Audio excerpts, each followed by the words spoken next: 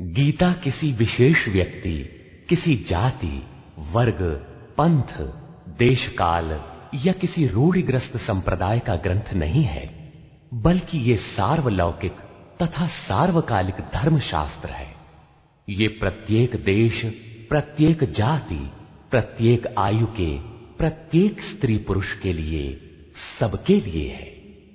सचमुच गीता संपूर्ण मानव जाति का धर्मशास्त्र है और कितने गौरव की बात है कि गीता आपका धर्मशास्त्र है।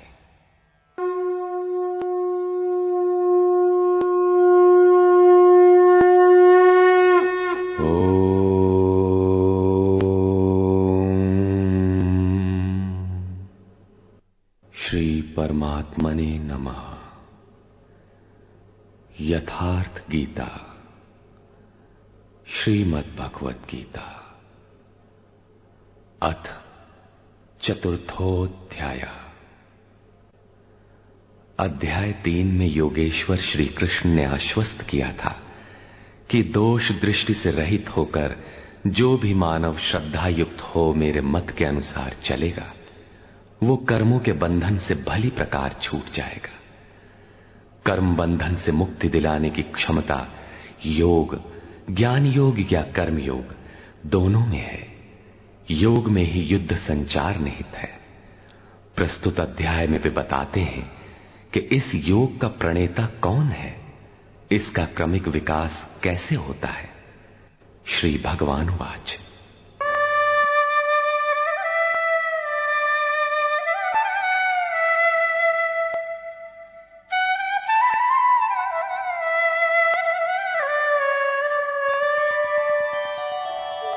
इमं विवस्वते योगं प्रोक्तवानहमव्ययम् विवस्वान्मनवे प्राह मनुरिक्ष्वाकवे ब्रवीत्। अर्जुन, मैंने इस अविनाशी योग को कल्प के आदि में विवस्वान अर्थात सूर्य के प्रति कहा। विवस्वान ने मनु से और मनु ने इक्ष्वाकु से कहा। किसने कहा? मैंने। श्री कृष्ण कौन थे?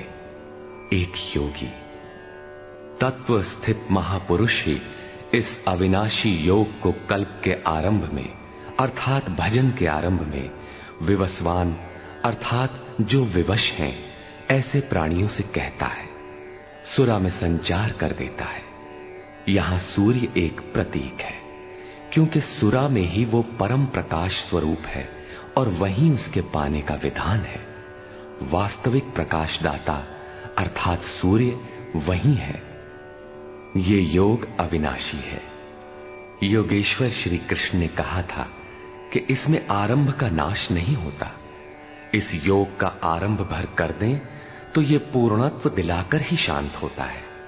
शरीर का कल्प औषधियों द्वारा होता है, किंतु आत्मा का भजन से होता है। भजन का आरंभ ही आत्मकल्प का आदि है। ये साधन भजन भी किसी महापुरुष की ही देन है।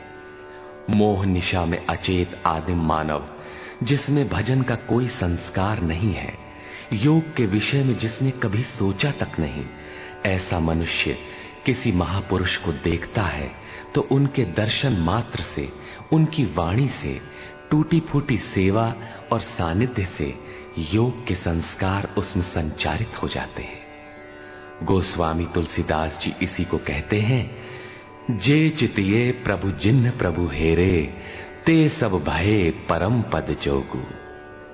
योगेश्वर श्री कृष्ण कहते हैं कि ये योग मैंने आरंभ में सूर्य से कहा। चक्षोः सूर्यो अजायत। महापुरुष के दृष्टि निक्षेप मात्र से योग के संस्कार सुरा में प्रसारित हो जाते हैं। स्वयं प्रकाश, स्ववश परमेश्वर का निवास सबके हृदय में है। सुरा अर्थात श्वास के निरोध से ही उसकी प्राप्ति का विधान है। सुरा में संस्कारों का सृजन ही सूर्य के प्रति कहना है। समय आने पर यह संस्कार मन में स्फुरित होगा। यही सूर्य का मन से कहना है।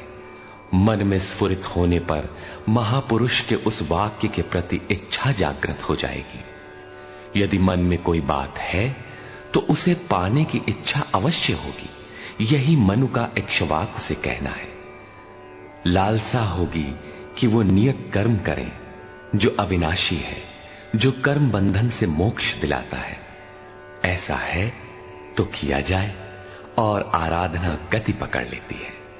गति पकड़कर ये योग कहां पहुंचाता है, इस पर कहते हैं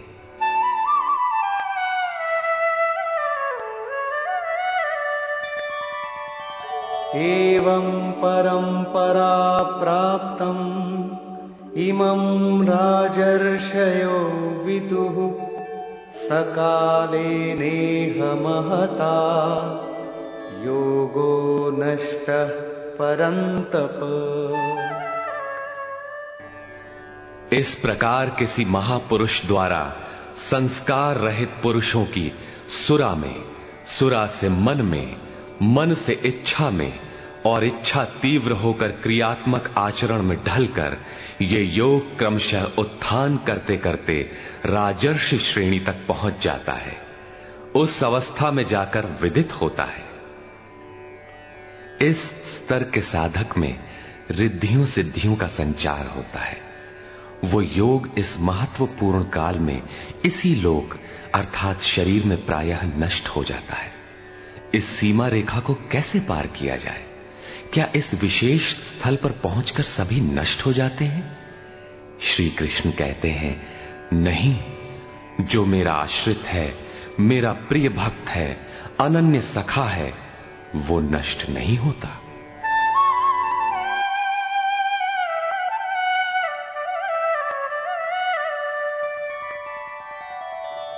स एवायं मया तेद्य योगः प्रोक्तः पुरातनः भक्तोऽसि मे सखा चेति रहस्यं ह्येतदुत्तमम्। वो ही ये पुरातन योग अब मैंने तेरे लिए वर्णन किया है, क्योंकि तू मेरा भक्त और सखा है और ये योग उत्तम रहस्यपूर्ण है। अर्जुन क्षत्रिय श्रेणी का साधक था, राजर्षि की अवस्था वाला था, जहां रिद्धियों सिद्धियों के थपेड़े में साधक नष्ट हो जाता है। इस काल में भी योग कल्याण की मुद्रा में ही है, किंतु प्रायः साधक यहां पहुंचकर लड़खड़ा जाते हैं।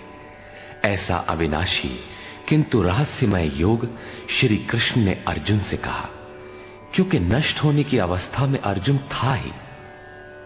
क्यों कहा? इसलिए कि तू मेरा भक्त है, अनन्य भाव से मेरे आश्रित है, प्रिय है, सखा है। जिस परमात्मा की हमें चाह है, वो सद्गुरु परमात्मा आत्मा से अभिन्न होकर जब निर्देशन देने लगे, तभी वास्तविक भजन आरंभ होता है। यहां प्रेरक की अवस्था में परमात्मा और सद्गुरु एक दूसरे के पर्याय हैं। जिस सतह पर हम खड़े हैं, उसी स्तर पर जब स्वयं प्रभु हृदय में उतर आए, रोकथाम करने लगे, डगमगाने पर संभालें, तभी मन वश में हो पाता है। मन बस होई तबही जब प्रेरक प्रभु बरजे। जब तक इष्ट देव रथी होकर आत्मा से अभिन्न होकर प्रेरक के रूप में खड़े नहीं हो जाते, तब तक सही मात्रा में इस पथ में प्रवेश ही नहीं होता। वो साधक प्रत्याशी अवश्य है, लेकिन भजन उसके पास कहां? पूज्य गुरुदेव भगवान कहा करते थे, हो हम कई बार नष्ट होते होते बच गए, भगवान ने ही बचा लिया। भगवान ने ऐसे समझाया, ये कहा। हमने पूछा, महाराज जी, क्या भगवान भी बोलते हैं, बातचीत करते हैं? बोले, हां, हो भगवान ऐसे बतियावत हैं जैसे हम तुम बतियाई, घंटों बतियाई और क्रम न टूटे। हमें उदासी हुई और आश्चर्य भी कि भगवान कैसे बोलते होंगे, ये तो बड़ी नई बात है। कुछ देर बाद महाराज जी बोले, काहे घबराता है, तो हूं से बतियाई है। अक्षरशः सत्य था उनका कथन, और यही सख्य भाव है। सखा की तरह वे निराकरण करते रहें, तभी इस नष्ट होने वाली स्थिति से साधक पार हो पाता है। अभी तक योगेश्वर श्री कृष्ण ने किसी महापुरुष द्वारा योग के आरंभ, इसमें आने वाले व्यवधान, उससे पार पाने का रास्ता बताया। इस पर अर्जुन ने प्रश्न किया। अर्जुन उवाच,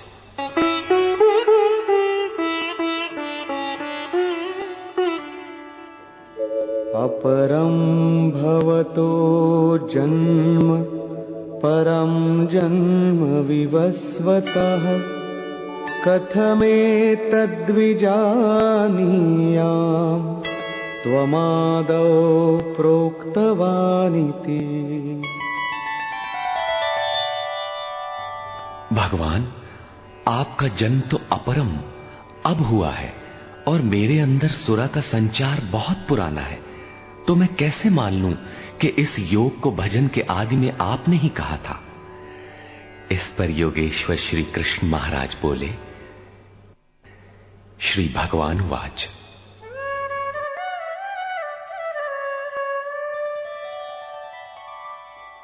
बहूनि मे व्यतीतानि जन्मानि तव चार्जुन तान्यहं वेद सर्वाणि न त्वं वेत्थ परन्तप। अर्जुन, मेरे और तेरे बहुत से जन्म हो चुके हैं। हे परम तप, उन सबको तू नहीं जानता, किंतु मैं जानता हूं। साधक नहीं जानता, स्वरूपस्थ महापुरुष जानता है, अव्यक्त की स्थिति वाला जानता है।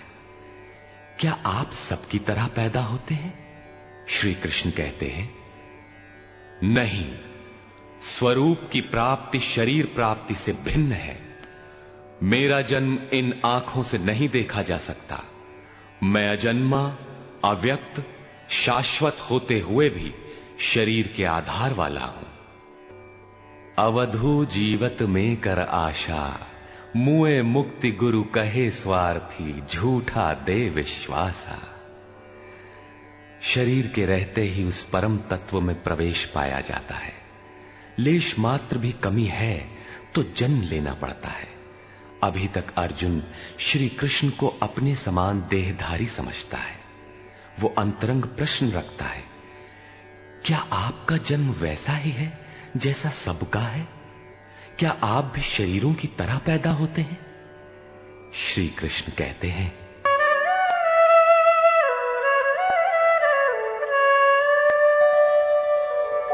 अजोऽपि सन्नव्ययात्मा भूतानामीश्वरोऽपि सन् प्रकृतिं स्वामधिष्ठाय संभवाम्यात्ममायया।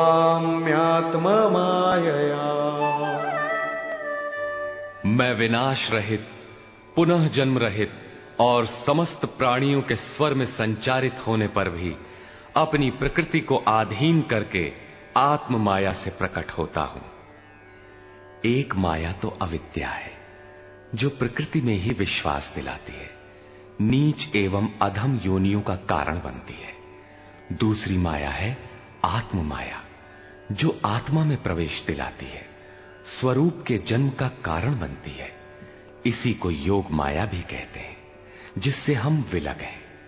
उस शाश्वत स्वरूप से ये जोड़ती है, मिलन कराती है। उस आत्मिक प्रक्रिया द्वारा मैं अपनी त्रिगुणमयी प्रकृति को अधीन करके ही प्रकट होता हूं। प्रायः लोग कहते हैं कि भगवान का अवतार होगा तो दर्शन कर लेंगे। श्री कृष्ण कहते हैं कि ऐसा कुछ नहीं होता कि कोई दूसरा देख सके। स्वरूप का जन्म पिंड रूप में नहीं होता। श्री कृष्ण कहते हैं, योग साधना द्वारा, आत्म माया द्वारा अपनी त्रिगुणमयी प्रकृति को स्ववश करके मैं क्रमशः प्रकट होता हूं। लेकिन किन परिस्थितियों में? यदा यदा हि धर्मस्य ग्लानिर्भवति भारत अभ्युत्थानमधर्मस्य तदात्मानं सृजाम्यहम्। हे अर्जुन, जब जब परम धर्म परमात्मा के लिए हृदय ग्लानि से भर जाता है, जब अधर्म की वृद्धि से भाविक पार पाते नहीं देखता, तब मैं आत्मा को रचने लगता हूं। जब आपका हृदय अनुराग से पूरित हो जाए, उस शाश्वत धर्म के लिए गदगद गिरा नयन बह नीरा की स्थिति आ जाए, जब प्रयत्न करके भी अनुरागी अधर्म का पार नहीं पाता, ऐसी परिस्थिति में मैं अपने स्वरूप को रचता हूं। अर्थात भगवान का आविर्भाव केवल अनुरागी के लिए है और ये अवतार किसी भाग्यवान साधक के अंतराल में होता है। आप प्रकट होकर करते क्या हैं? परित्राणाय साधूनां विनाशाय च दुष्कृतां धर्म संस्थापनार्थाय संभवामि युगे युगे। अर्जुन, साधूनां परित्राणाय, परम साध्य एकमात्र परमात्मा है, जिसे साध लेने पर कुछ भी साधना शेष नहीं रह जाती। उस साध्य में प्रवेश दिलाने वाले विवेक, वैराग्य, शम दम इत्यादि दैवी संपद को निर्विघ्न प्रवाहित करने के लिए तथा दुष्कृताम, जिससे दूषित कार्य रूप लेते हैं, उन काम क्रोध राग द्वेषादि विजातीय प्रवृत्तियों को समूल नष्ट करने के लिए तथा धर्म को भली प्रकार स्थिर करने के लिए मैं युग युग में प्रकट होता हूं। युग का तात्पर्य सतयुग, त्रेता, द्वापर में नहीं। युग धर्मों का उतार चढ़ाव मनुष्यों के स्वभाव पर है। युग धर्म सदैव रहे हैं। मानस में संकेत है, नित जुग धर्म हो ही सब केरे, हृदय राम माया के प्रेरे। युग धर्म सभी के हृदय में नित्य होते रहते हैं। अविद्या से नहीं बल्कि विद्या से, राम माया की प्रेरणा से हृदय में होते हैं, जिसे प्रस्तुत श्लोक में आत्म माया कहा गया है। वही है राम माया। हृदय में राम की स्थिति दिला देने वाली, राम से प्रेरित है वो विद्या। कैसे समझा जाए कि अब कौन सा युग कार्य कर रहा है? तो शुद्ध सत्व समता विज्ञाना, कृत प्रभाव प्रसन्न मन जाना। जब हृदय में शुद्ध सत्व गुण ही कार्यरत हो, राजस तथा तामस दोनों गुण शांत हो जाएं, विषमताएं समाप्त हो गई हों, जिसका किसी से द्वेष न हो, विज्ञान हो, अर्थात इष्ट से निर्देशन लेने और उस पर टिकने की क्षमता हो, मन में प्रसन्नता का पूर्ण संचार हो, जब ऐसी योग्यता आ जाए तो सतयुग में प्रवेश मिल गया। इसी प्रकार दो अन्य युगों का वर्णन किया और अंत में तामस बहुत रजो गुण थोरा, कलि प्रभाव विरोध चहुं ओरा। तामस गुण भरपूर हो, किंचित राजसी गुण भी उसमें हो, चारों ओर वैर और विरोध हो, तो ऐसा व्यक्ति कलियुगीन है। जब तामसी गुण कार्य करता है तो मनुष्य में आलस्य, निद्रा, प्रमाद का बाहुल्य होता है। वो कर्तव्य जानते हुए भी उसमें प्रवृत्त नहीं हो सकता, निषिद्ध कर्म जानते हुए भी उससे निवृत्ति नहीं हो सकती। इस प्रकार युग धर्मों का उतार चढ़ाव मनुष्यों की आंतरिक योग्यता पर निर्भर है। किसी ने इन योग्यताओं को 4 युग कहा है, तो कोई इन्हें ही 4 वर्ण का नाम देता है, तो कोई इन्हें ही अति उत्तम, उत्तम, मध्यम और निकृष्ट 4 श्रेणी के साधक कहकर संबोधित करता है। प्रत्येक युग में इष्ट साथ देते हैं। हां, उच्च श्रेणी में अनुकूलता की भरपूरता प्रतीत होती है, निम्न युगों में सहयोग क्षीण प्रतीत होता है। संक्षेप में श्री कृष्ण कहते हैं कि साध्य वस्तु दिलाने वाले विवेक, वैराग्य इत्यादि को निर्विघ्न प्रवाहित करने के लिए तथा दूषण के कारक काम, क्रोध, राग, द्वेष इत्यादि का पूर्ण विनाश करने के लिए, परम धर्म परमात्मा में स्थिर रखने के लिए मैं युग युग में अर्थात हर परिस्थिति, हर श्रेणी में प्रकट होता हूं, बशर्ते कि ग्लानि हो। जब तक इष्ट समर्थन न दे तब तक आप समझ ही नहीं सकेंगे कि विकारों का विनाश हुआ अथवा अभी कितना शेष है। प्रवेश से पराकाष्ठा पर्यंत इष्ट हर श्रेणी में, हर योग्यता के साथ रहते हैं। उनका प्राकट्य अनुरागी के हृदय में होता है। भगवान प्रकट हैं तब तो सभी दर्शन करते होंगे। श्री कृष्ण कहते हैं, नहीं,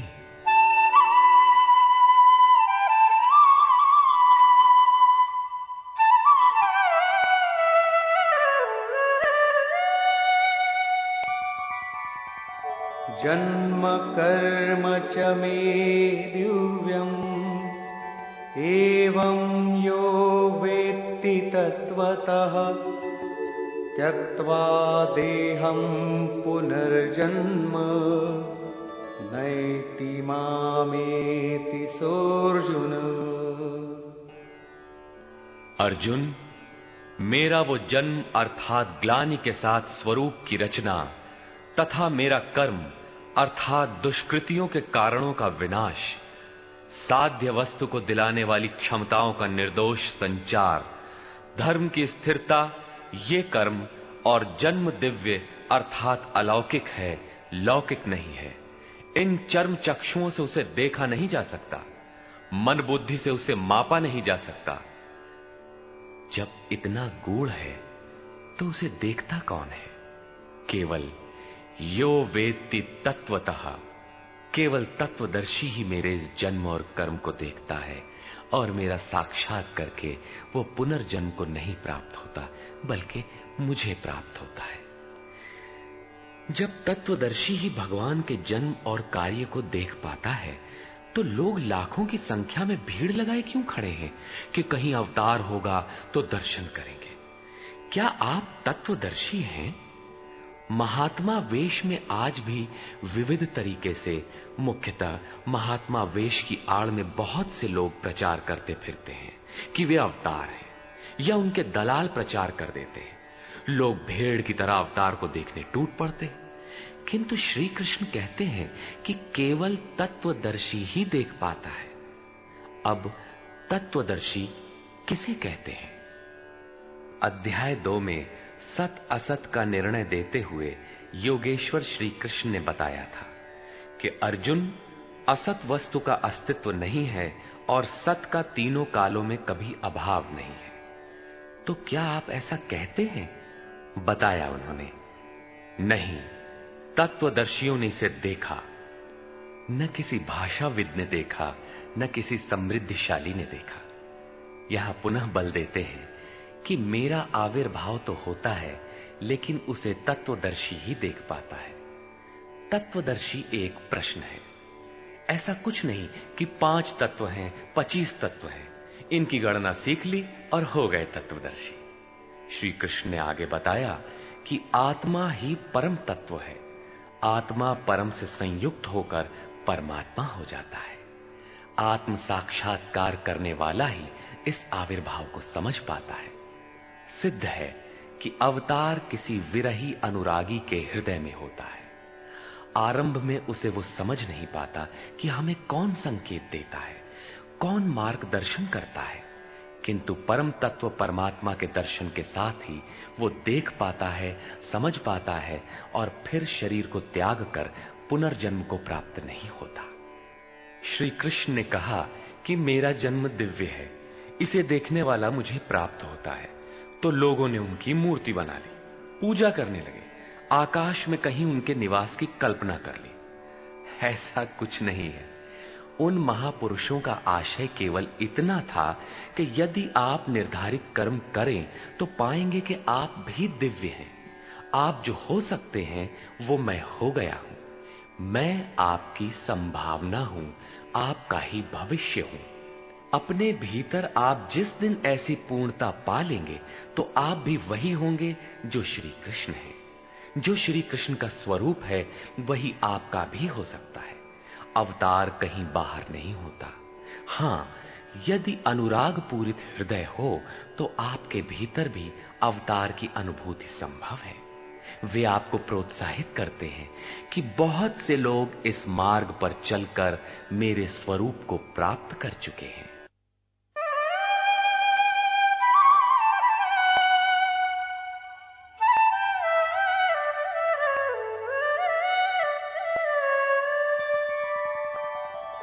वीतराग भय क्रोधा मन्मया मामुपाश्रिताः बहवो ज्ञान तपसा पूता मद्भावमागता।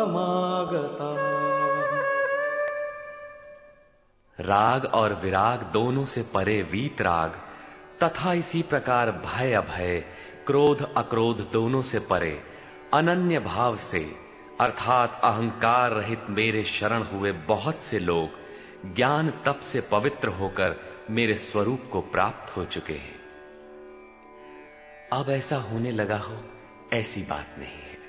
यह विधान सदैव से रहा है। बहुत से पुरुष इसी प्रकार से मेरे स्वरूप को प्राप्त हो चुके हैं। किस प्रकार?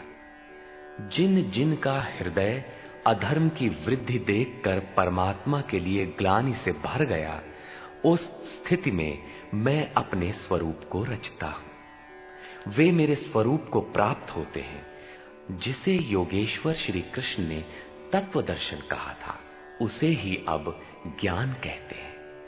परम तत्व है परमात्मा, उसे प्रत्यक्ष दर्शन के साथ जानना ज्ञान है। ऐसी जानकारी वाले ज्ञानी मेरे स्वरूप को प्राप्त करते हैं। यहां यह प्रश्न पूरा हो गया। अब वे योग्यता के आधार पर भजने वालों का श्रेणी विभाजन करते हैं।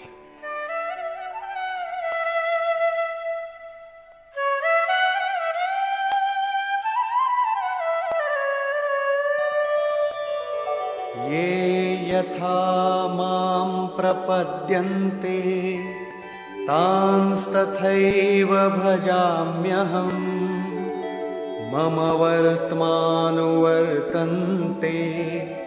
मनुष्याः पार्थ सर्वशः। पार्थ, जो मुझे जितनी लगन से जैसा भजते हैं, मैं भी उनको वैसा ही भजता हूं, उतनी ही मात्रा में सहयोग देता हूं। साधक की श्रद्धा ही कृपा बनकर उसे मिलती है। इस रहस्य को जानकर सुधीजन संपूर्ण भाव से मेरे मार्ग के अनुसार ही बरतते हैं। जैसा मैं बरतता हूं, जो मुझे प्रिय है वैसा ही आचरण करते हैं। जो मैं कराना चाहता हूं वही करते हैं। भगवान कैसे भजते हैं? वे रथी बनकर खड़े हो जाते हैं, साथ चलने लगते हैं। यही उनका भजना है। दूषित जिनसे पैदा होते हैं, उनका विनाश करने के लिए वे खड़े हो जाते हैं। सत्य में प्रवेश दिलाने वाले सद्गुणों का परित्राण करने के लिए वे खड़े हो जाते हैं। जब तक इष्ट देव हृदय से पूर्णता रथी न हो और हर कदम पर सावधान न करें, तब तक कोई कैसा ही भजनानंदी क्यों न हो, लाख आंख मूंदे, लाख प्रयत्न करे, वो इस प्रकृति के द्वंद्व से पार नहीं हो सकता। वो कैसे समझेगा कि हम कितनी दूरी तय कर चुके, कितना शेष है। इष्ट ही आत्मा से अभिन्न होकर खड़े हो जाते हैं और उसका मार्गदर्शन करते हैं कि तुम यहां पर हो, ऐसे करो, ऐसे चलो। इस प्रकार प्रकृति की खाई पाटते हुए, शनैः शनैः आगे बढ़ाते हुए स्वरूप में प्रवेश दिला देंगे। भजन तो साधक को ही करना पड़ता है, किंतु उसके द्वारा इस पथ में जो दूरी तय होती है वो इष्ट की देन है। ऐसा जानकर सभी मनुष्य सर्वतोभावेन मेरा अनुसरण करते हैं। किस प्रकार वे बरतते हैं?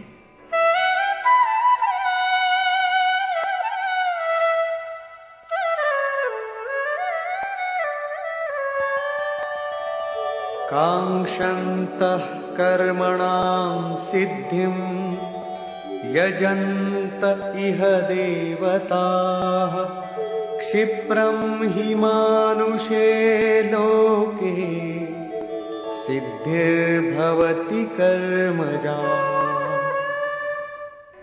वे पुरुष इस मनुष्य शरीर में कर्मों की सिद्धि चाहते हुए देवताओं को पूजते हैं। कर्म कौन सा? श्री कृष्ण ने कहा, अर्जुन तू नियत कर्म कर। नियत कर्म क्या है?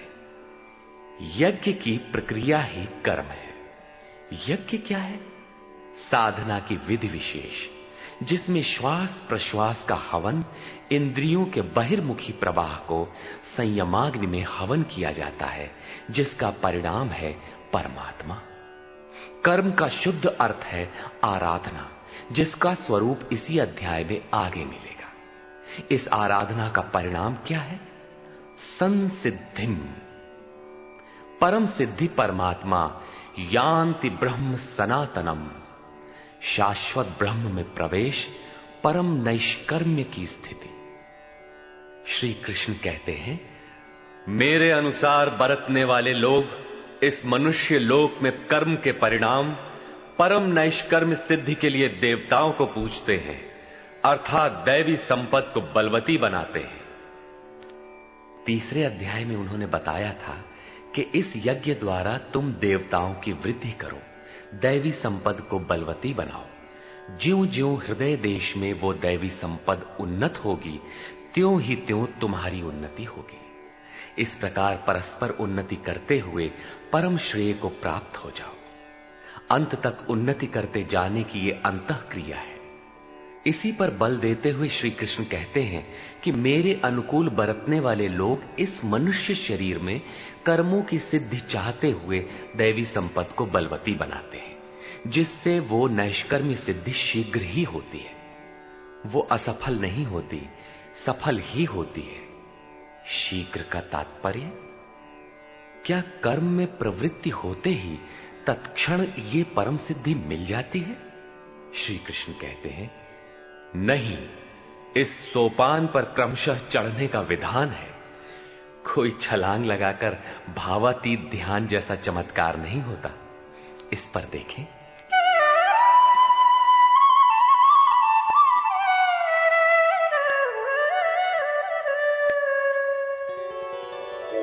चातुर्वर्ण्यं मया सृष्टं गुणकर्म विभागशः तस्य कर्तारमपि मां विद्य कर्तारमव्ययम्। अर्जुन, चातुर्वर्ण्यम मया सृष्टम, 4 वर्णों की रचना मैंने की। तो क्या मनुष्यों को 4 भागों में बांट दिया? श्री कृष्ण कहते हैं, नहीं, गुण कर्म विभागशः, गुणों के माध्यम से कर्म को 4 भागों में बांटा। गुण एक पैमाना है, मापदंड है। तामसी गुण होगा तो आलस्य, निद्रा, प्रमाद, कर्म में न प्रवृत्त होने का स्वभाव, जानते हुए भी अकर्तव्य से निवृत्ति न हो पाने की विवशता रहेगी। ऐसी अवस्था में साधन आरंभ कैसे करें? 2 घंटे आप आराधना में बैठते हैं, इस कर्म के लिए प्रयत्नशील होना चाहते हैं, किंतु 10 मिनट भी अपने पक्ष में नहीं पाते। शरीर अवश्य बैठा है, लेकिन जिस मन को बैठना चाहिए वो हवा से बातें कर रहा है, कुतर्कों का जाल बुन रहा है, तरंग पर तरंग छाई है। तो आप बैठे क्यों हैं? समय क्यों नष्ट करते हैं? उस समय केवल परिचर्यात्मकम कर्म शूद्रस्यापि स्वभावजम, जो महापुरुष अव्यक्त की स्थिति वाले हैं, अविनाशी तत्व में स्थित हैं, उनकी तथा इस पथ पर अग्रसर अपने से उन्नत लोगों की सेवा में लग जाओ। इससे दूषित संस्कार शमन होते जाएंगे, साधना में प्रवेश दिलाने वाले संस्कार सबल होते जाएंगे। क्रमशः तामसी गुण न्यून होने पर राजसी गुणों की प्रधानता तथा सात्विक गुण के स्वल्प संचार के साथ साधक की क्षमता वैश्य श्रेणी की हो जाती है। उस समय वही साधक इंद्रिय संयम, आत्मिक संपत्ति का संग्रह स्वभावतः करने लगेगा। कर्म करते करते उसी साधक में सात्विक गुणों का बाहुल्य हो जाएगा, राजसी गुण कम रह जाएंगे, तामसी गुण शांत रहेंगे। उस समय वही साधक क्षत्रिय श्रेणी में प्रवेश पालेगा। शौर्य, कर्म में प्रवृत्त रहने की क्षमता, पीछे न हटने का स्वभाव, सब भावों पर स्वामी भाव, प्रकृति के तीनों गुणों को काटने की क्षमता उसके स्वभाव में ढल जाएगी। वही कर्म और सूक्ष्म होने पर, मात्र सात्विक गुण कार्यरत रह जाने पर मन का शमन, इंद्रियों का दमन, एकाग्रता, सरलता, ध्यान, समाधि, ईश्वरीय निर्देश, आस्तिकता इत्यादि ब्रह्म में प्रवेश दिलाने वाली स्वाभाविक क्षमता के साथ वही साधक ब्राह्मण श्रेणी का कहा जाता है। ये ब्राह्मण श्रेणी के कर्म की निम्नतम सीमा है। जब वही साधक ब्रह्म में स्थित हो जाता है, उस अंतिम सीमा में वो स्वयं में न ब्राह्मण रहता है, न क्षत्रिय, न वैश्य, न शूद्र, किंतु दूसरों के मार्गदर्शन हेतु वही ब्राह्मण है। कर्म एक ही है, नियत कर्म आराधना। अवस्था भेद से इसी कर्म को ऊंची नीची 4 सीढ़ियों में बांटा। किसने बांटा?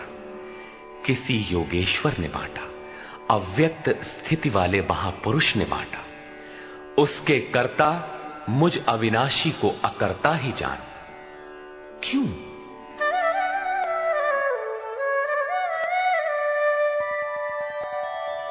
न मां कर्माणि लिम्पन्ति न मे कर्मफले स्पृहा इति मां योऽभिजानाति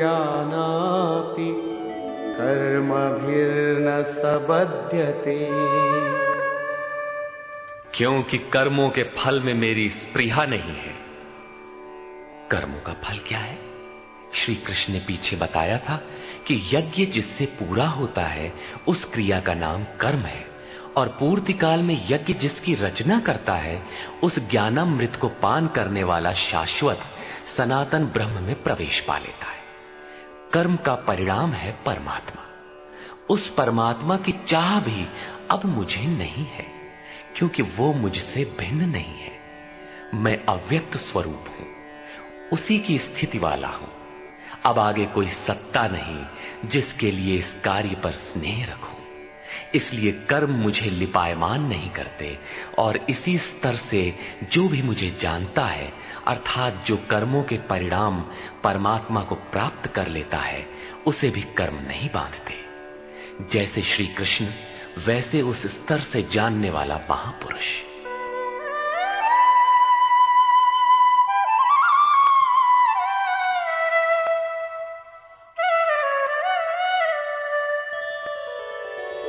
एवं ज्ञात्वा कृतं कर्म पूर्वैरपि मुमुक्षुभिः कुरु कर्मैव तस्मात् त्वं पूर्वैः पूर्वतरं कृतम्।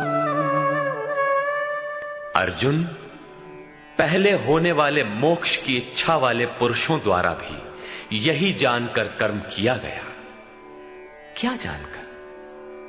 यही कि जब कर्मों का परिणाम परमात्मा भिन्न न रह जाए, कर्मों के परिणाम परमात्मा की स्पृहा न रह जाने पर उस पुरुष को कर्म नहीं बांधते।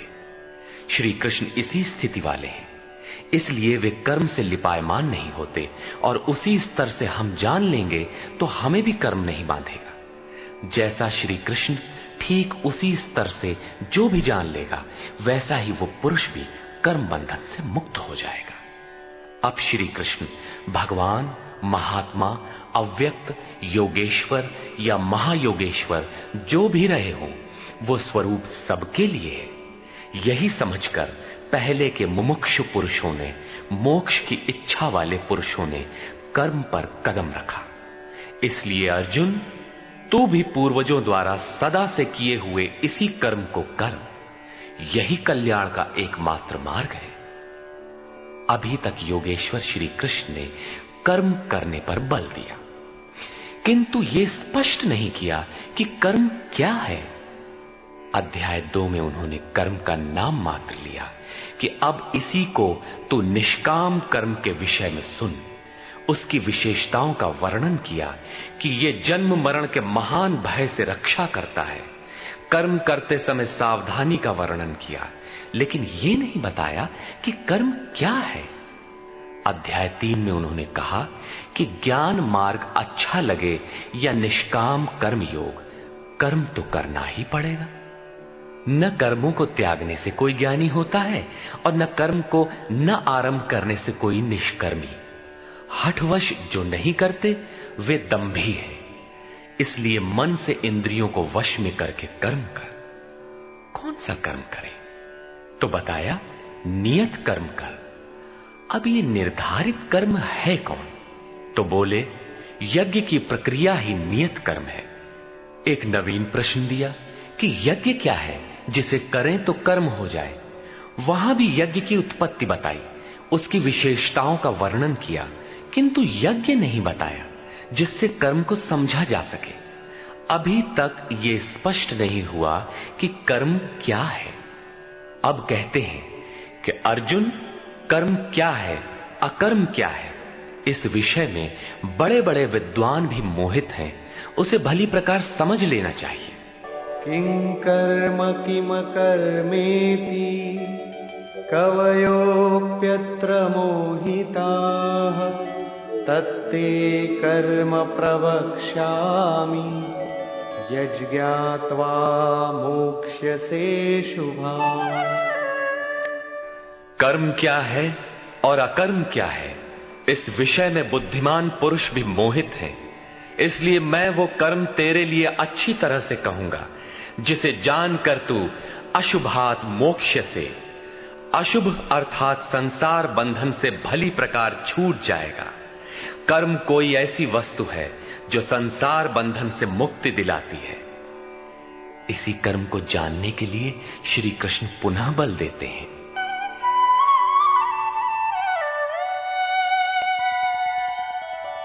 कर्मणो ह्यपि बोद्धव्यम् बोद्धव्यं च विकर्मणः अकर्मणश्च बोद्धव्यं गहना कर्मणो गतिः।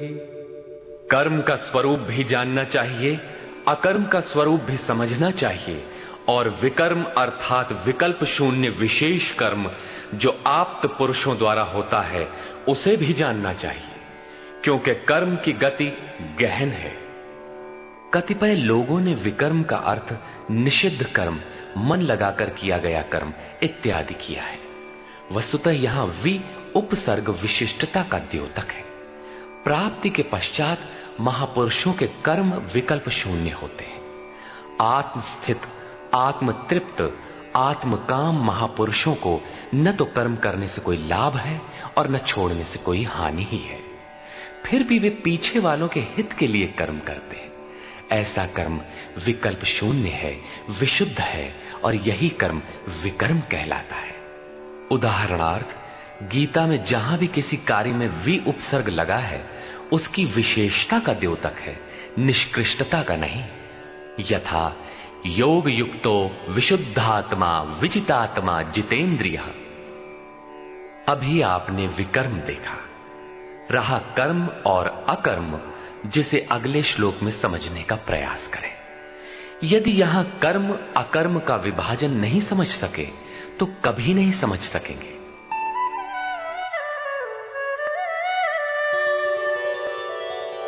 कर्मण्यकर्म यः पश्येत् अकर्मणि च कर्म यः स बुद्धिमान् मनुष्येषु स युक्तः कृत्स्न कर्म कृत्।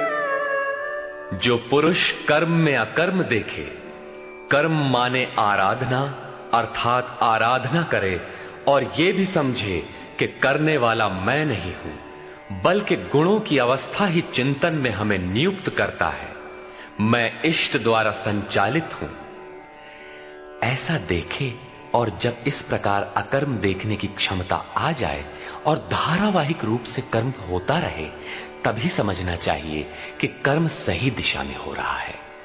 वही पुरुष मनुष्यों में बुद्धिमान है, मनुष्यों में योगी है, योग से युक्त बुद्धि वाला है और संपूर्ण कर्मों का करने वाला है।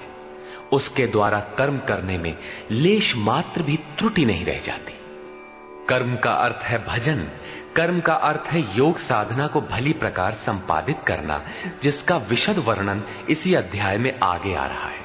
यहां कर्म और अकर्म का केवल विभाजन किया गया, जिससे कर्म करते समय उसे सही दिशा दी जा सके और उस पर चला जा सके।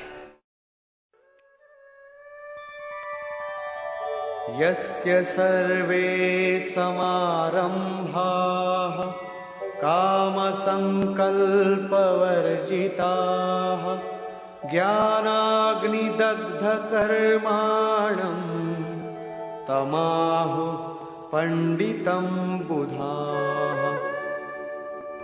अर्जुन, यस्य सर्वे समारंभाः, जिस पुरुष के द्वारा संपूर्णता से आरंभ की हुई क्रिया काम संकल्प वर्जिताः क्रमशः उत्थान होते होते इतनी सूक्ष्म हो गई कि वासना और मन के संकल्प विकल्प से ऊपर उठ गई।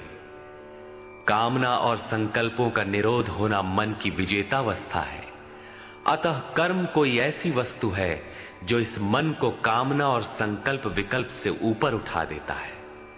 उस समय ज्ञानाग्नि दग्ध कर्माणम, अंतिम संकल्प के भी शमन के साथ, जिसे हम नहीं जानते, जिसे जानने के लिए हम इच्छुक थे, उस परमात्मा की प्रत्यक्ष जानकारी हो जाती है। क्रियात्मक पथ पर चलकर परमात्मा की प्रत्यक्ष जानकारी का नाम ही ज्ञान है। उस ज्ञान के साथ ही दग्ध कर्माणम, कर्म सदा के लिए दग्ध हो जाते हैं।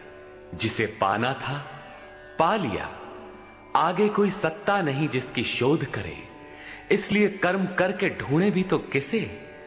उस जानकारी के साथ कर्म की आवश्यकता समाप्त हो जाती है। ऐसी स्थिति वालों को ही बोध स्वरूप महापुरुषों ने पंडित कहकर संबोधित किया है। उनकी जानकारी पूर्ण है। ऐसी स्थिति वाला महापुरुष करता क्या है, रहता कैसे है, उसकी रहनी पर प्रकाश डालते हैं।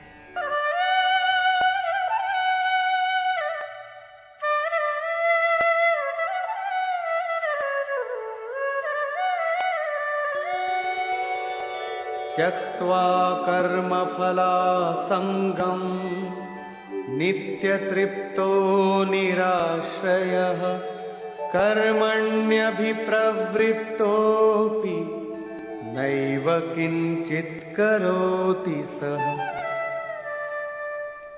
अर्जुन, वह पुरुष सांसारिक आश्रय से रहित होकर नित्य वस्तु परमात्मा में ही तृप्त रहकर कर्मों के फल परमात्मा की आसक्ति को भी त्याग कर कर्म में अच्छी प्रकार बरतता हुआ भी कुछ नहीं करता।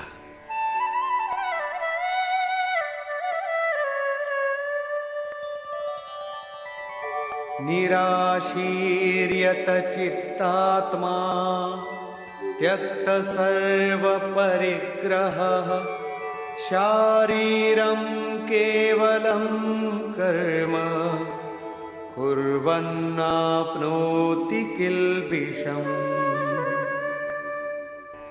जिसने अंतःकरण और शरीर को जीत लिया है, भोगों की संपूर्ण सामग्री जिसने त्याग दी है, ऐसे आशा रहित पुरुष का शरीर केवल कर्म करता दिखाई भर पड़ता है। वस्तुतः वो करता धरता कुछ नहीं, इसलिए पाप को प्राप्त नहीं होता।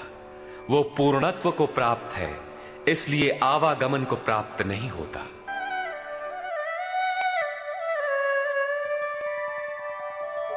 यदृच्छालाभ संतुष्टो द्वन्द्वातीतो विमत्सरः समः सिद्धावसिद्धौ च कृत्वापि न निबध्यते। अपने आप जो कुछ भी प्राप्त हो उसी में संतुष्ट रहने वाला, सुख दुख राग द्वेष और हर्ष शोकादि द्वंद्वों से परे विमत्सरः ईर्ष्या रहित तथा सिद्धि और असिद्धि में समभाव वाला पुरुष कर्मों को करके भी नहीं बंधता। सिद्धि अर्थात जिसे पाना था वो अब भिन्न नहीं है और वो कभी विलग भी नहीं होगा, इसलिए असिद्धि का भी भय नहीं है। इस प्रकार सिद्धि और असिद्धि में समभाव वाला पुरुष कर्म करके भी नहीं बंधता। कौन सा कर्म वो करता है? वही नियत कर्म, यज्ञ की प्रक्रिया। इसी को दोहराते हुए कहते हैं,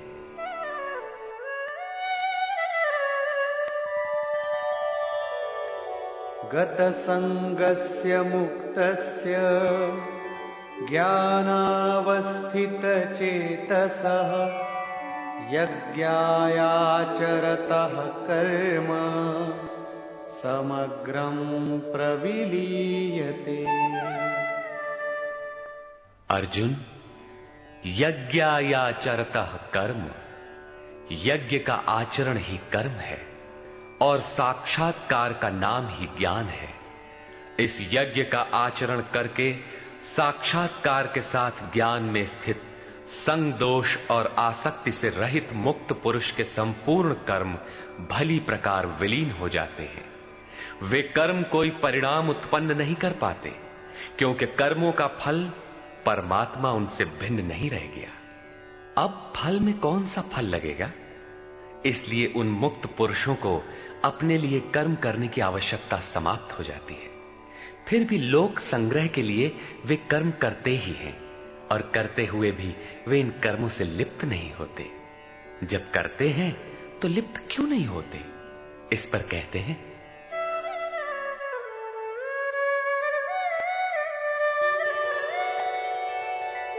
ब्रह्मार्पणं ब्रह्महविः ब्रह्माग्नौ ब्रह्मणाहुतं ब्रह्मैव तेन गन्तव्यं ब्रह्म कर्म समाधिना। ऐसे मुक्त पुरुष का समर्पण ब्रह्म है, हवि ब्रह्म है, अग्नि भी ब्रह्म ही है। अर्थात ब्रह्म रूप अग्नि में ब्रह्म रूपी कर्ता द्वारा जो हवन किया जाता है वो भी ब्रह्म है। ब्रह्म कर्म समाधिना, जिसके कर्म ब्रह्म का स्पर्श करके समाधिस्थ हो चुके हैं, उसमें विलय हो चुके हैं, ऐसे महापुरुष के लिए जो प्राप्त होने योग्य है वो भी ब्रह्म ही है। वो कर्ता धर्ता कुछ नहीं, केवल लोक संग्रह के लिए कर्म में बरतता है। ये तो प्राप्ति वाले महापुरुष के लक्षण हैं, किंतु कर्म में प्रवेश लेने वाले प्रारंभिक साधक कौन सा यज्ञ करते हैं? अब यहां उसी यज्ञ को स्पष्ट करते हैं।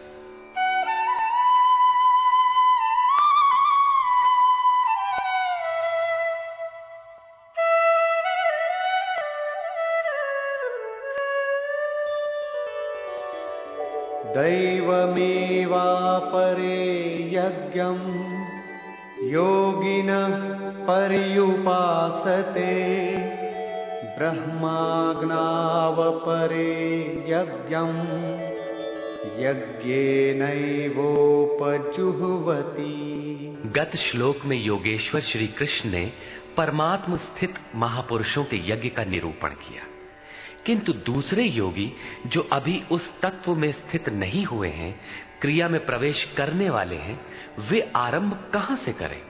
इस पर कहते हैं कि दूसरे योगी लोग दैवम यज्ञम अर्थात दैवी संपद को अपने हृदय में बलवती बनाते हैं, जिसके लिए ब्रह्मा का निर्देश था कि इस यज्ञ द्वारा तुम लोग देवताओं की उन्नति करो। ज्यों-ज्यों हृदय देश में दैवी संपद अर्जित होगी, वही तुम्हारी प्रगति होगी और क्रमशः परस्पर उन्नति करके परम श्रेय को प्राप्त करो। दैवी संपद को हृदय देश में बलवती बनाना प्रवेशिका श्रेणी के योगियों का यज्ञ है। वो दैवी संपद अध्याय 16 के आरंभिक 3 श्लोकों में वर्णित है, जो हैं तो सब में केवल महत्वपूर्ण कर्तव्य समझकर उनकी जागृति करें, उनमें लगे। इन्हीं को इंगित करते हुए योगेश्वर ने कहा कि अर्जुन, तू शोक मत कर, क्योंकि तू दैवी संपत्ति को प्राप्त हुआ है, तू मुझ में निवास करेगा, मेरे ही शाश्वत स्वरूप को प्राप्त करेगा, क्योंकि ये दैवी संपत्ति परम कल्याण के लिए ही है। और इसके विपरीत आसुरी संपत्ति नीच और अधम योनियों का कारण है। इसी आसुरी संपत्ति का हवन होने लगता है, इसलिए ये यज्ञ है और यहीं से यज्ञ का आरंभ है। दूसरे योगी ब्रह्माग्नौ पर ब्रह्म परमात्म रूप अग्नि में यज्ञ के द्वारा ही यज्ञ का अनुष्ठान करते हैं। श्री कृष्ण ने आगे बताया कि इस शरीर में अधियज्ञ मैं हूं। यज्ञों का अधिष्ठाता अर्थात यज्ञ जिसमें विलय होते हैं वो पुरुष मैं हूं। श्री कृष्ण एक योगी थे, सद्गुरु थे। इस प्रकार दूसरे योगी जन ब्रह्म रूपी अग्नि में यज्ञ अर्थात यज्ञ स्वरूप सद्गुरु को उद्देश्य बनाकर यज्ञ का अनुष्ठान करते हैं। सारांशतः सद्गुरु के स्वरूप का ध्यान करते हैं।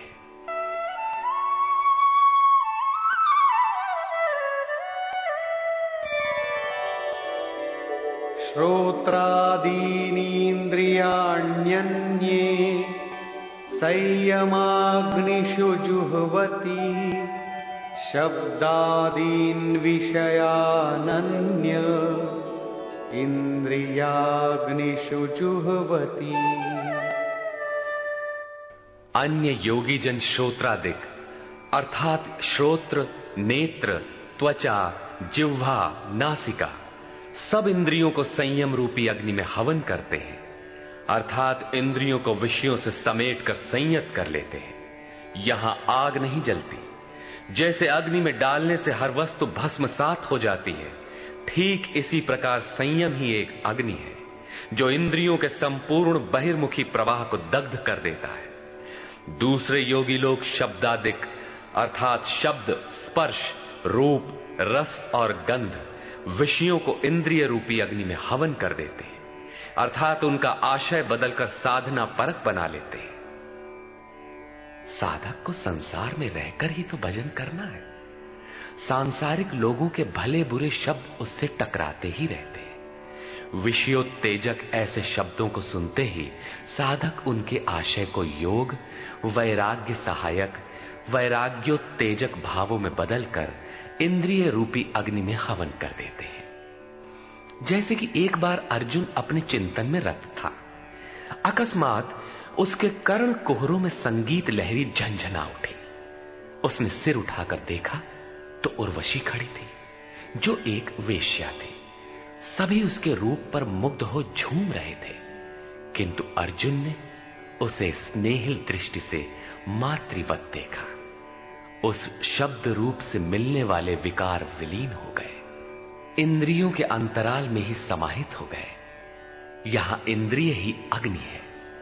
अग्नि में डाली हुई वस्तु जैसे भस्मसात हो जाती है, उसी प्रकार आशय बदलकर इष्ट के अनुकूल ढाल लेने पर विषयोत्तेजक रूप, रस, गंध, स्पर्श और शब्द भी भस्म हो जाते हैं।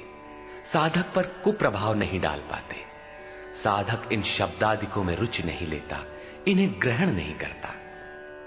इन श्लोकों में अपरे, अन्य शब्द एक ही साधक की ऊंची नीची अवस्थाएं हैं। एक ही यज्ञकर्ता का ऊंचा नीचा स्तर है, न कि अपरे अपरे कहने से कोई अलग अलग यज्ञ।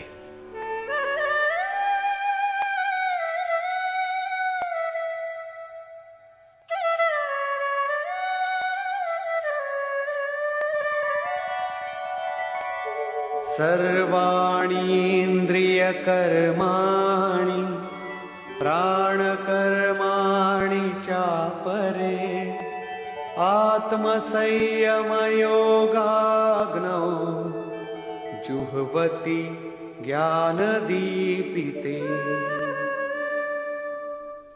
अभी तक योगेश्वर ने जिस यज्ञ की चर्चा की, उसमें क्रमशः दैवी संपत्ति को अर्जित किया जाता है। इंद्रियों की संपूर्ण चेष्टाओं का संयम किया जाता है। बलात् विषयोत्तेजक शब्दादिकों के टकराने पर भी उनका आशय बदलकर उनसे बचा जाता है। इससे उन्नत अवस्था होने पर दूसरे योगी जन संपूर्ण इंद्रियों की चेष्टाओं तथा प्राण के व्यापार को साक्षात्कार सहित ज्ञान से प्रकाशित परमात्म स्थिति रूपी योगाग्नि में हवन करते हैं। जब संयम की पकड़ आत्मा के साथ तद्रूप हो जाती है, प्राण और इंद्रियों का व्यापार भी शांत हो जाता है, उस समय विषयों को उद्दीप्त करने वाली और इष्ट में प्रवृत्ति दिलाने वाली दोनों धाराएं आत्मसात हो जाती हैं। परमात्मा में स्थिति मिल जाती है, यज्ञ का परिणाम निकल आता है। ये है यज्ञ की पराकाष्ठा। जिस परमात्मा को पाना था उसी में स्थिति आ गई तो शेष क्या रहा। पुनः योगेश्वर श्री कृष्ण यज्ञ को भली प्रकार समझाते हैं।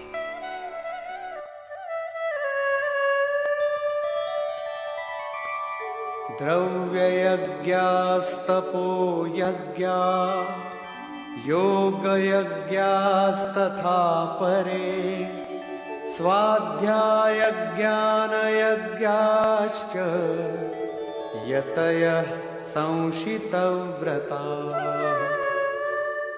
अनेक लोग द्रव्य यज्ञ करते हैं, अर्थात आत्मपथ में महापुरुषों की सेवा में पत्र पुष्प अर्पण करते हैं। वे समर्पण के साथ महापुरुषों की सेवा में द्रव्य लगाते हैं। श्री कृष्ण आगे कहते हैं कि भक्ति भाव से पत्र पुष्प फल जल जो कुछ भी मुझे देता है उसे मैं खाता हूं और उसका परम कल्याण सृजन करने वाला होता हूं। यह भी यज्ञ ही है। हर आत्मा की सेवा करना, भूले हुए को आत्म पथ पर लाना द्रव्य यज्ञ है, क्योंकि प्राकृतिक संस्कारों को जलाने में समर्थ हैं। इसी प्रकार कई पुरुष तपोयज्ञ स्वधर्म पालन में इंद्रियों को तपाते हैं, अर्थात स्वभाव से उत्पन्न क्षमता के अनुसार यज्ञ की निम्न और उन्नत अवस्थाओं के बीच तपते हैं। इसी पथ की अल्पज्ञता में पहली श्रेणी का साधक शूद्र परिचर्या द्वारा, वैश्य दैवी संपद के संग्रह द्वारा, क्षत्रिय काम क्रोधादि के उन्मूलन द्वारा और ब्राह्मण ब्रह्म में प्रवेश की योग्यता के स्तर से इंद्रियों को तपाता है। सबको एक जैसा परिश्रम करना पड़ता है। वास्तव में यज्ञ एक ही है, अवस्था के अनुसार ऊंची नीची श्रेणियां गुजरती जाती है। पूज्य महाराज जी कहते थे, मन सहित इंद्रियों और शरीर को लक्ष्य के अनुरूप तपाना ही तप कहलाता है। ये लक्ष्य से दूर भागेंगे, इन्हें समेट कर उधर ही लगाओ। अनेक पुरुष योग यज्ञ का आचरण करते हैं। प्रकृति में भटकती हुई आत्मा का प्रकृति से परे परमात्मा से मिलन का नाम योग है। योग की परिभाषा अध्याय 6/23 में दृष्टव्य है। सामान्यतः दो वस्तुओं का मिलन योग कहलाता है। कागज से कलम मिल गया, थाली और मेज मिल गए तो क्या योग हो गया? नहीं, ये तो पंचभूतों से निर्मित पदार्थ है, एक ही है, दो कहां? दो प्रकृति और पुरुष हैं। प्रकृति में स्थित आत्मा अपने ही शाश्वत रूप परमात्मा में प्रवेश पा जाता है तो प्रकृति पुरुष में विलीन हो जाती है। यही योग है। अतः अनेक पुरुष इस मिलन में सहायक शम दम इत्यादि नियमों का भली प्रकार आचरण करते हैं। योग यज्ञ करने वाले तथा अहिंसादि तीक्ष्ण व्रतों से युक्त यत्नशील पुरुष स्वाध्याय ज्ञान यज्ञाश्च स्वयं का अध्ययन, स्वरूप का अध्ययन करने वाले ज्ञान यज्ञ के कर्ता है। यहां योग के अंगों अर्थात यम नियम आसन प्राणायाम प्रत्याहार धारणा ध्यान और समाधि, इनको अहिंसादि तीक्ष्ण व्रतों से निर्दिष्ट किया गया है। अनेक लोग स्वाध्याय करते हैं। पुस्तक पढ़ना तो स्वाध्याय का आरंभिक स्तर मात्र है। विशुद्ध स्वाध्याय है स्वयं का अध्ययन, जिससे स्वस्वरूप की उपलब्धि होती है, जिसका परिणाम है ज्ञान अर्थात साक्षात्कार। यज्ञ का अगला चरण बताते हैं।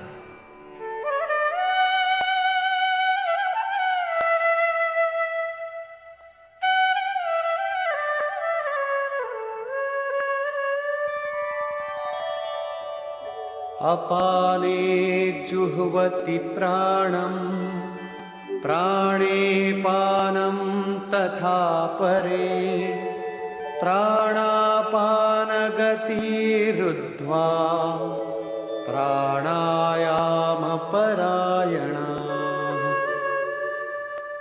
बहुत से योगी अपान वायु में प्राण वायु का हवन करते हैं और उसी प्रकार प्राण वायु में अपान वायु का हवन करते हैं। इससे सूक्ष्म अवस्था हो जाने पर अन्य योगी जन प्राण और अपान दोनों की गति रोककर प्राणायाम के परायण हो जाते हैं। जिसे श्री कृष्ण प्राण अपान कहते हैं उसी को महात्मा बुद्ध अनापान कहते हैं। इसी को उन्होंने श्वास प्रश्वास भी कहा है। प्राण वो श्वास है जिसे आप भीतर खींचते हैं और अपान वो श्वास है जिसे आप बाहर छोड़ते हैं। योगियों की अनुभूति है कि आप श्वास के साथ बाह्य वायुमंडल के संकल्प भी ग्रहण करते हैं और प्रश्वास में इसी प्रकार आंतरिक भले बुरे चिंतन की लहर फेंकते रहते हैं।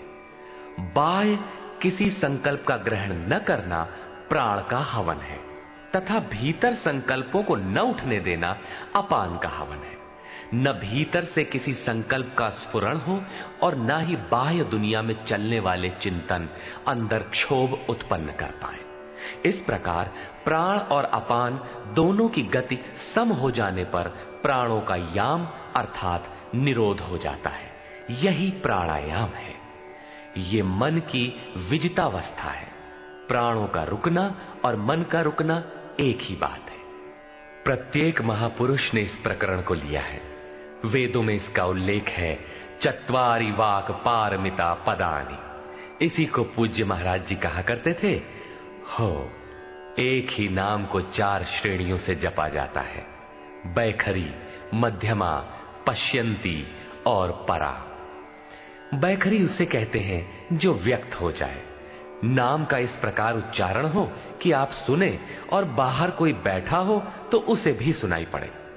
मध्यमा अर्थात मध्यम स्वर में जप, जिसे केवल आप ही सुने, बगल में बैठा हुआ व्यक्ति भी उस उच्चारण को सुन न सके। ये उच्चारण कंठ से होता है। धीरे धीरे नाम की धुन बन जाती है, डोर लग जाती है। साधना और सूक्ष्म हो जाने पर पश्यंती अर्थात नाम देखने की अवस्था आ जाती है। फिर नाम को जपा नहीं जाता, यही नाम श्वास में ढल जाता है। मन को दृष्टा बनाकर खड़ा कर दें, देखते बर रहे कि सांस कहती क्या है, सांस आती है कब, बाहर निकलती है कब, कहती है क्या। महापुरुषों का कहना है कि ये सांस नाम के सिवाय और कुछ कहती ही नहीं। साधक नाम का जप नहीं करता, केवल उससे उठने वाली धुन को सुनता है, सांस को देखता भर है, इसलिए इसे पश्यंती कहते हैं। पश्यंती में मन को दृष्टा के रूप में खड़ा करना पड़ता है, किंतु साधन और उन्नत हो जाने पर सुनना भी नहीं पड़ता। एक बार सुरत लगा भर दे, स्वतः सुनाई देगा। जपय न जपावे अपने से आवे, न स्वयं जपो न मन को सुनने के लिए बाध्य करो, और जप चलता रहे। इसी का नाम है अजपा। ऐसा नहीं कि जप प्रारंभ ही न करे और आ गई अजपा। यदि किसी ने जप नहीं प्रारंभ किया तो अजपा नाम की कोई वस्तु भी उसके पास नहीं होगी। अजपा का अर्थ है हम न जपें किंतु जाप हमारा साथ न छोड़े। एक बार सूरत का कांटा लगा भर दें तो जप प्रवाहित हो जाए और अनवरत चलता रहे। इस स्वाभाविक जप का नाम है अजपा, और यही है परावाणी का जप। ये प्रकृति से परे तत्व परमात्मा में प्रवेश दिलाती है। इसके आगे वाणी में कोई परिवर्तन नहीं है। परम का दिग्दर्शन करा के उसी में विलीन हो जाती है, इसलिए इसे परा कहते हैं। मन श्वास के साथ जुड़ा है। जब श्वास पर दृष्टि है, श्वास में नाम ढल चुका है, भीतर से न तो किसी संकल्प का उत्थान है और न बाह्य वायुमंडल के संकल्प भीतर प्रवेश कर पाते हैं। यही मन पर विजय की अवस्था है। इसी के साथ यज्ञ का परिणाम निकल आता है।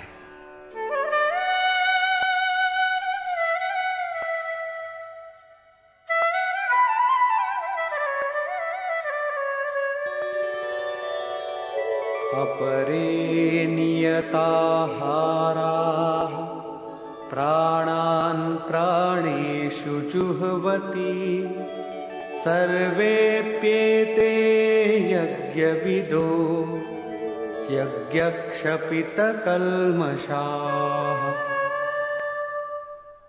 दूसरे नियमित आहार करने वाले प्राण को प्राणों में ही हवन करते हैं।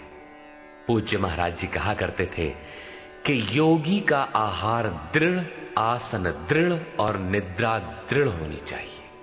आहार विहार पर नियंत्रण बहुत आवश्यक है। ऐसे अनेक योगी प्राण को प्राण में ही हवन कर देते हैं, अर्थात श्वास लेने पर ही ध्यान केंद्रित रखते हैं, प्रश्वास पर ध्यान नहीं देते। सांस आई तो सुना ओम, पुनः सांस आई तो ओम सुनते रहे। इस प्रकार यज्ञों द्वारा नष्ट पाप वाले ये सभी पुरुष यज्ञ के जानकार हैं। इन निर्दिष्ट विधियों में से यदि कहीं से भी करते हैं तो वे सभी यज्ञ के ज्ञाता हैं। अब यज्ञ का परिणाम बताते हैं।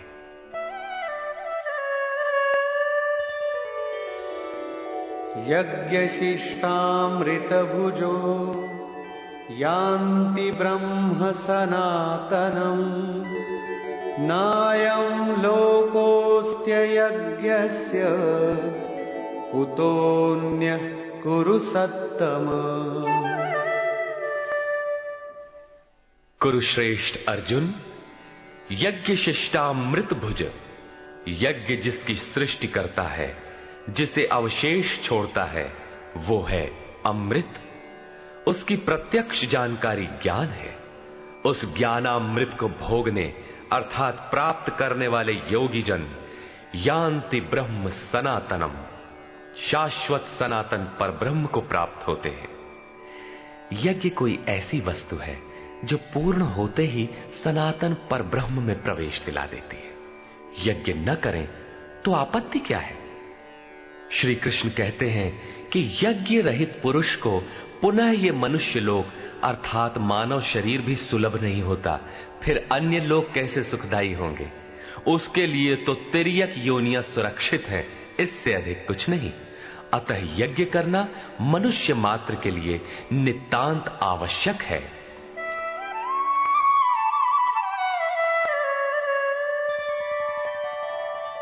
एवं बहुविधा यज्ञा वितता ब्रह्मणो मुखे कर्मजान् विद्धितान् सर्वान् एवं ज्ञात्वा विमोक्ष्यसे।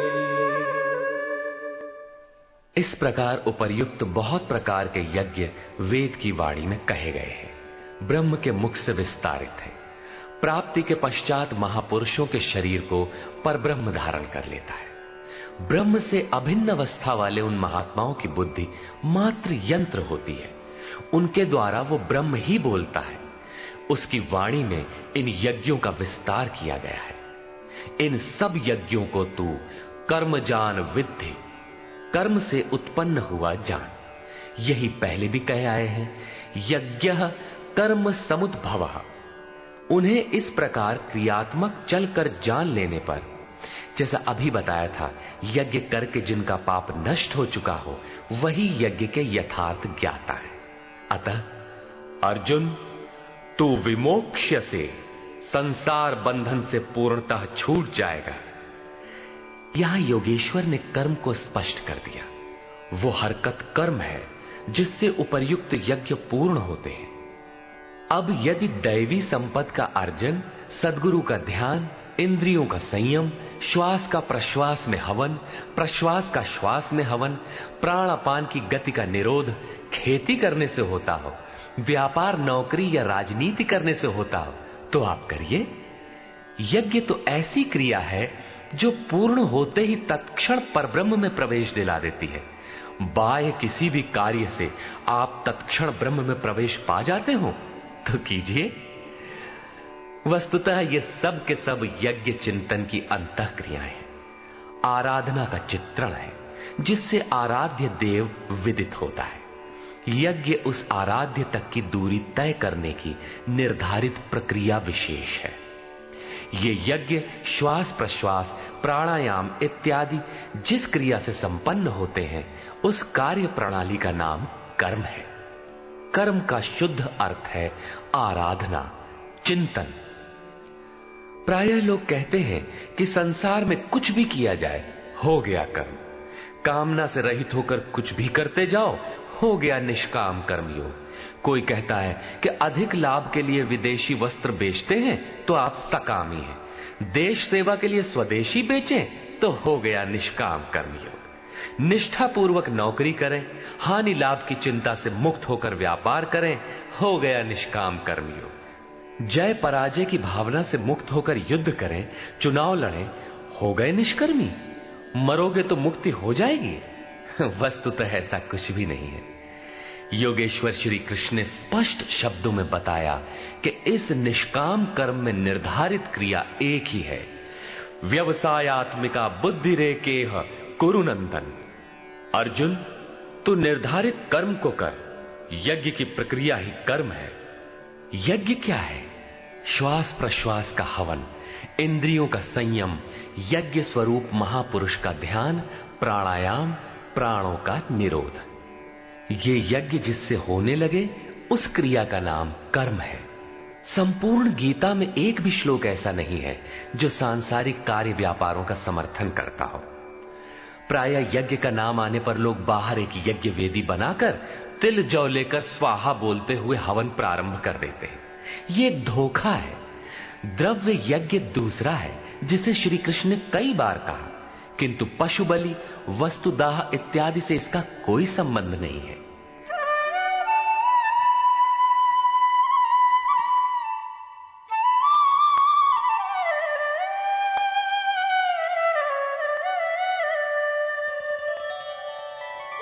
श्रेयान् द्रव्यमयाद् यज्ञात् ज्ञानयज्ञः परन्तप सर्वं कर्माखिलं पार्थ ज्ञाने परिसमाप्यते। अर्जुन, सांसारिक द्रव्यों से सिद्ध होने वाले यज्ञ की अपेक्षा ज्ञान यज्ञ, जिसका परिणाम ज्ञान अर्थात साक्षात्कार है, यज्ञ जिसकी सृष्टि करता है, उस अमृत तत्व की जानकारी का नाम ज्ञान है। ऐसा यज्ञ श्रेयस्कर है, परम कल्याणकारी है। हे पार्थ, संपूर्ण कर्म ज्ञान में शेष हो जाते हैं, परिसमाप्यते, भली प्रकार समाहित हो जाते हैं। ज्ञान यज्ञ की पराकाष्ठा है। उसके पश्चात कर्म किए जाने से न कोई लाभ है और न छोड़ देने से उस महापुरुष की कोई क्षति ही होती है। इस प्रकार भौतिक द्रव्यों से होने वाले यज्ञ भी यज्ञ है, किंतु उस यज्ञ की तुलना में जिसका परिणाम साक्षात्कार है, उस ज्ञान यज्ञ की अपेक्षा अत्यंत अल्प है। आप करोड़ का हवन करें, सैकड़ों यज्ञ वेदी बना लें, सतपथ पर द्रव्य लगावें, साधु संत महापुरुषों की सेवा में द्रव्य लगावें, किंतु इस ज्ञान यज्ञ की अपेक्षा अल्प है। वस्तुतः यज्ञ श्वास प्रश्वास का है, इंद्रियों के संयम का है, मन के निरोध का है, जैसा श्री कृष्ण अभी बता आए हैं। इस यज्ञ को प्राप्त कहां किया जाए, उसकी विधि कहां से सीखें?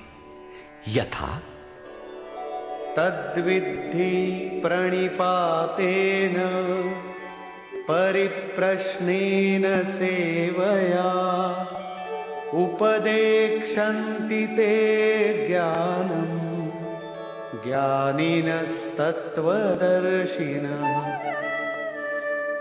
इसलिए अर्जुन, तू तत्वदर्शी महापुरुष के पास जाकर भली प्रकार प्रणत होकर, अर्थात दंडवत प्रणाम करके, अहंकार त्याग कर, शरण होकर, भली प्रकार सेवा करके, निष्कपट भाव से प्रश्न करके तो उस ज्ञान को जान। वे तत्व को जानने वाले ज्ञानी जन तेरे लिए उस ज्ञान का उपदेश करेंगे, साधना पथ पर चलाएंगे।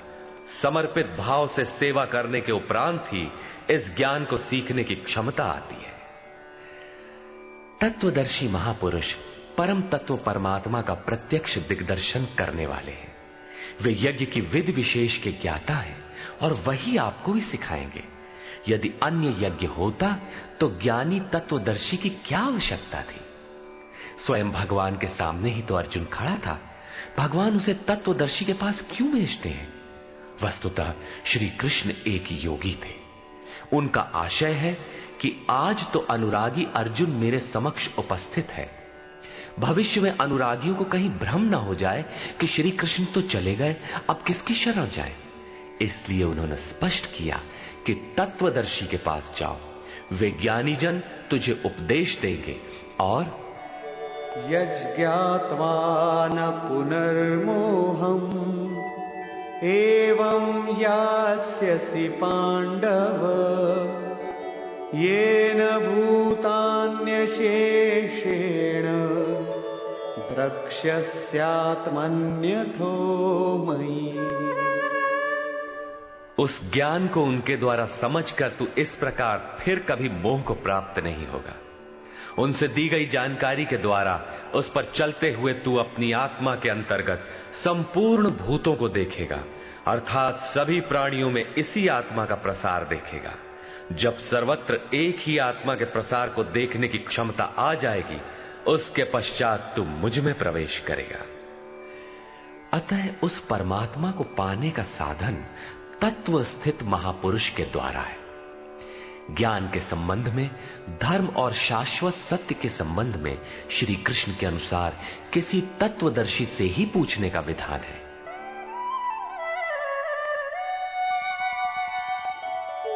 अपि चेदसि पापेभ्यः सर्वेभ्यः पापकृत्तमः सर्वं ज्ञानप्लवेनैव वृजिनं संतरिष्यसि। यदि तू सब पापियों से भी अधिक पाप करने वाला है, तब भी ज्ञान रूपी नौका द्वारा सभी पापों से निसंदेह भली प्रकार तर जाएगा। इसका आशय आप ये न लगा ले कि अधिक से अधिक पाप करके कभी भी तर जाएंगे। श्री कृष्ण का आशय मात्र यही है कि कहीं आप भ्रम में न रहे कि हम तो बड़े पापी हैं, हमसे पार नहीं लगेगा। ऐसी कोई गुंजाइश न निकाल लें। इसलिए श्री कृष्ण प्रोत्साहन और आश्वासन देते हैं कि सब पापियों के पापों के समूह से भी अधिक पाप करने वाला हो, फिर भी तत्वदर्शियों से प्राप्त ज्ञान रूपी नौका द्वारा तू निसंदेह संपूर्ण पापों को अच्छी प्रकार पार कर जाएगा। किस प्रकार?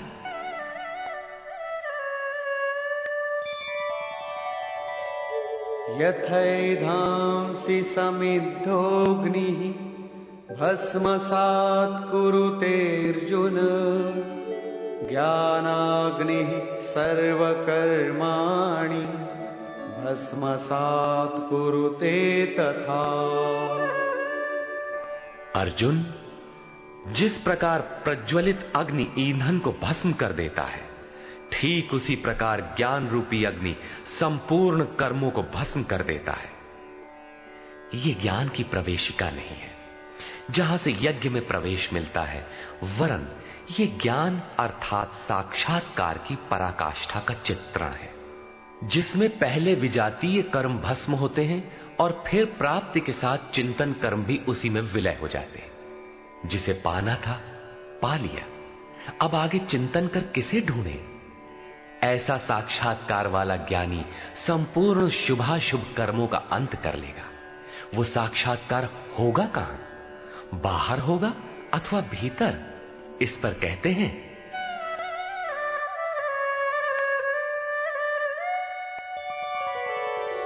नहि ज्ञानेन सदृशं पवित्रमिह विद्यते तत्स्वयं योग संसिद्धः कालेनात्मनि विन्दति। इस संसार में ज्ञान के समान पवित्र करने वाला निसंदेह कुछ भी नहीं है। उस ज्ञान अर्थात साक्षात्कार को तू स्वयं, दूसरा नहीं, योग की परिपक्व अवस्था में, आरंभ में नहीं, अपनी आत्मा के अंतर्गत हृदय देश में ही अनुभव करेगा, बाहर नहीं। इस ज्ञान के लिए कौन सी योग्यताएं अपेक्षित हैं? योगेश्वर के ही शब्दों में,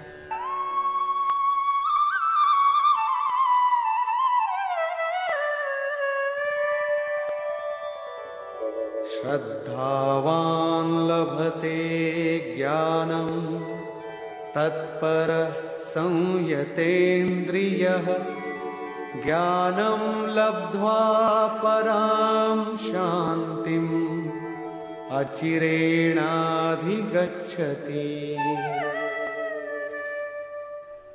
श्रद्धावान तत्पर तथा संयतेंद्रिय पुरुष ही ज्ञान प्राप्त कर पाता है। भावपूर्वक जिज्ञासा नहीं है तो तत्वदर्शी की शरण जाने पर भी ज्ञान नहीं प्राप्त होता। केवल श्रद्धा ही पर्याप्त नहीं है, श्रद्धावान शिथिल प्रयत्न भी हो सकता है। अतः महापुरुष द्वारा निर्दिष्ट पथ पर तत्परता से अग्रसर होने की लगन आवश्यक है। इसके साथ ही संपूर्ण इंद्रियों का संयम अनिवार्य है। जो वासनाओं से विरत नहीं है उसके लिए साक्षात्कार अर्थात ज्ञान की प्राप्ति कठिन है। केवल श्रद्धावान आचरणरत संयतेंद्रिय पुरुष ही ज्ञान प्राप्त करता है। ज्ञान को प्राप्त कर वो तत्क्षण परम शांति को प्राप्त हो जाता है, जिसके पश्चात कुछ भी पाना शेष नहीं रहता। और जहां श्रद्धा नहीं है, अज्ञश्चाश्रद्दधानश्च संशयात्मा विनश्यति नायं लोकोऽस्ति न परो न सुखं संशयात्मनः। अज्ञानी जो यज्ञ के विधि विशेष से अनभिज्ञ है एवं श्रद्धा रहित तथा संशय युक्त पुरुष इस परमार्थ पथ से भ्रष्ट हो जाता है। उनमें भी संशय युक्त पुरुष के लिए न तो सुख है, न पुनः मनुष्य शरीर है और न परमात्मा ही। अतः तत्वदर्शी महापुरुष के पास जाकर इस पथ के संशयों का निवारण कर लेना चाहिए, अन्यथा वे वस्तु का परिचय कभी नहीं पाएंगे। फिर पाता कौन है? योग संन्यस्त कर्माणम् ज्ञान संचिन्न संशयम् आत्मवन्तं न कर्माणि निबध्नन्ति धनंजय। जिसके कर्म योग द्वारा भगवान में समाहित हो चुके हैं, जिसका संपूर्ण संशय परमात्मा की प्रत्यक्ष जानकारी द्वारा नष्ट हो गया है, परमात्मा से संयुक्त ऐसे पुरुष को कर्म नहीं बांधते।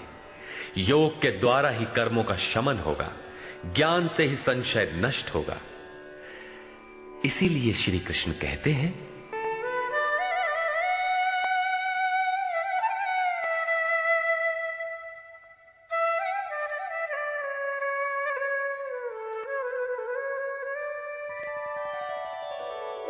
तस्मादज्ञानसम्भूतम् हृत्स्थं ज्ञानासीनात्मनः चित्वैनं संशयं योगम् आतिष्ठोत्तिष्ठ भारत।